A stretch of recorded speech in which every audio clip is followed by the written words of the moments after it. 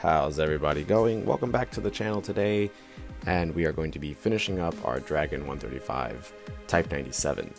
We're going to try some new weathering techniques. Instead of the large amounts of mud, we're going to be using Mr. Weathering Paste and Mr. Weathering Color Solvent for the paste. I believe this is just white spirit, but yeah, let's get into it. This may not be perfect, because this is my first time using a new style of weathering, but for this one I didn't really want to make a super muddy tank. I also wanted to make it in a way where, you know, maybe light mud or a light amount of mud like got trapped up into this upper hull area, and the top dried and the bottom was still a little saturated, but it wasn't like chunky or, you know, super dense mud. So bear with me through this process because like I said before, this is new, but I think it came out pretty serviceable, and unfortunately this all gets covered up with road wheels anyway, as well as the tracks. So to start, you want to take the light mud, and the paste is fairly thick. So you would want to dilute it just a little bit with the solvent. I feel like I may have over diluted the light mud, where it started to look more like a wash than anything, but I think the actual brown mud was thinned a little bit more properly. So you wanted a nice mixture between kind of opaque and a wash if you do plan on using this. If I did have a choice or say in the matter at this very moment, I would go with my old weathering technique, seeing as I've done that one more often. However, I feel like once I get the handle on this one, it will look very, very good. So yeah, moving on to the road wheels, we definitely want to make these road wheels pop. One thing with this Mr. Weathering Paste, however, is maybe I put it on a little bit too thick, but I did lose some of the coloring in the tri-camo for the wheels, which is fine, because if it is covered in, you know, fairly opaque mud, then, you know, obviously it wouldn't be a big disappointment to lose out on that tri-camo coloring, because it is obviously covered in mud. So yeah, that was the weathering, and you'll see it at the end of the video how it really comes out. But now it's time to rust all of those parts that we had previously painted in our gray. So this is where this part really comes together. First we start with the light rust, and then we move on to that streaking rust that you saw as well. And you just kind of like blend it, and it just does its own thing, it does its own magic, and it really just, I have not been able to get better results with another method or another product. I'm sure if I really took my time and I used a rust colored acrylic set that's like water diluted and maybe like a chipping method, I could probably achieve some pretty cool stuff.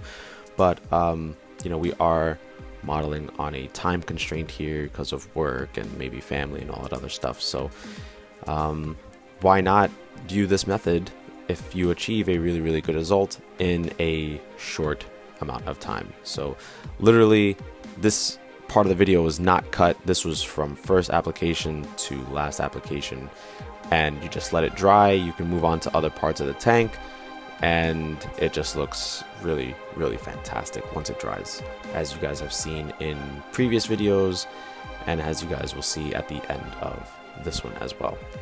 So just want to keep moving on to the other parts, obviously one part at a time. I feel like you probably shouldn't, you know, jump around, do, you know, one part or a half a part and then jump to some random other side of the tank. Just nice, controlled, easy application of this process.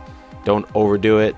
Make sure not to flood the surface with the enamel rust color, because then it will start to like permeate off of the part, and then it will end up on the tank, and you may get some rust where you don't really want it. So just try to avoid the happy mistakes here.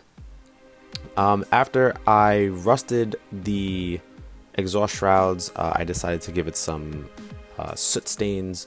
So pretty much I just took some Tamiya black with our sponge, and I just chipped away at the rust tone, which maybe it was the material of the exhaust shroud, or maybe it was the paint color.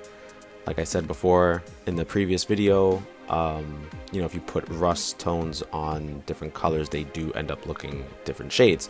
And maybe it was that, but the black really saved, I feel like, this model in terms of the exhaust shrouds rusting. Because it did look kind of weird. It did look very vibrant orange. It didn't really look realistic. So thankfully we were able to come in and cover that up with some more weathering, which was really, really quite the savior. So yeah, once everything dried up and I really got a handle on everything, this is what the rusty parts of the tank look like, and I think it looked pretty phenomenal. We also did some light chipping. I did want to make this tank where it was relatively well maintained. Maybe it hasn't seen any battle yet, or any big battle, but it has been moved and it has been, running. So that's where you get the exhaust stains and the dirt and some very, very slight chipping. But other than that, I just wanted to make this tank well maintained. And just continuing our chipping as the camera focuses on my hand and my Tamiya tweezers. We also went ahead and tried to get some rusty streaks from exposed metal, maybe on paint that was a little bit easier to show. The rust would have been very, very hard to show on the brown parts, and the way that I painted the camel, the brown parts were covered up by these bolts. So I just, in Japan it was very rainy, so I did want to add some rusting effects. Like I said, this tank I wanted to keep relatively well maintained and not a giant rust bucket, but I did want to add some rusty streaks just to show, the reality of, weathering. So this is a fairly good shot of I think one of the more interesting parts of the tank, just because it does have that nice big yellow camo part coming out, and I feel like the rust tones would have been more visible on this, but you can also see some of the chipping that we've done on the dark yellow that we used, and I think that this part came out really, really great. I would have to probably use this for a German tank that I use in dark yellow. So here the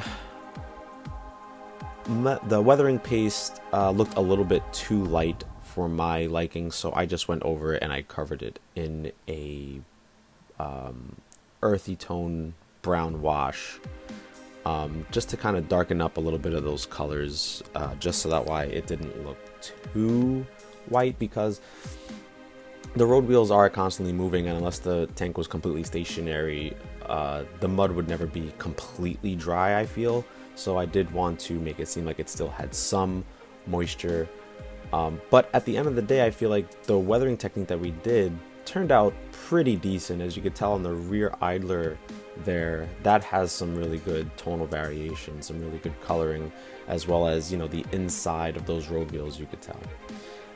So yeah, I also wanted to add some foliage, but this yellow mid-autumn brush was a little bit too bright, so I just decided to cover it in some black primer to kind of make it look like this foliage was charred, and the crew went and they grabbed some of this foliage and put it on the tank, so that way it could be a little bit more of like a camo scheme. Not overdone, but not, in a way where it's not noticeable either.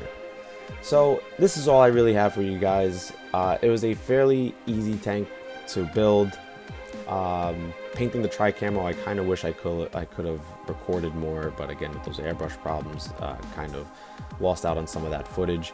And in terms of weathering, not a big, extensive, day of weathering, just very, very simple, and we made it through. So thank you guys for joining. I will catch you guys next time. Thank you for tuning in.